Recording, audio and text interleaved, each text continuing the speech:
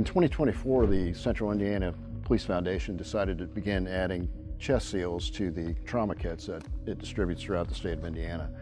This decision was made after reviewing literature published by the 75th Ranger Regiment that validated all the training and all the equipment we had had in the past, but realizing that these kits were going out to more rural areas, tension pneumothorax became more of a concern because it takes a period of time to develop. So if there's a delayed time period in transport of a victim to the hospital, it can make a difference in developing that tension pneumothorax in the field.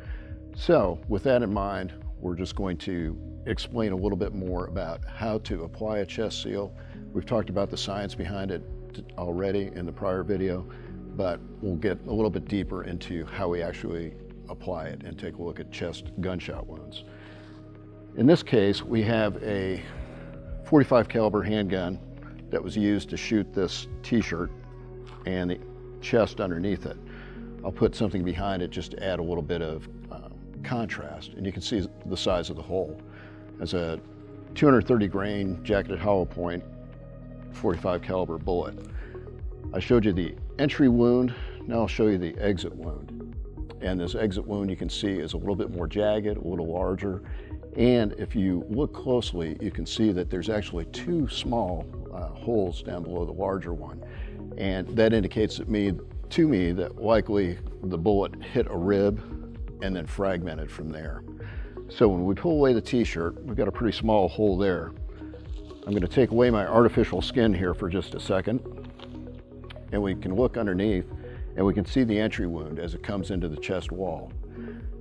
As it comes into the chest wall, when that jacketed hollow point bullet hits a soft area of tissue, it actually expands very quickly. And if I reach in here, I can feel bone fragments. So it also did tag the rib. So that's the entry. Out back, we can see how it went into the back of the chest wall. And then this was the exit to the exterior. So there's a lot going on in the chest that we can't readily see from the exterior. And we really wouldn't know the extent of the injury until we remove that t-shirt by cutting or pulling it off. So here's the chest seal that you'll find in the trauma kit.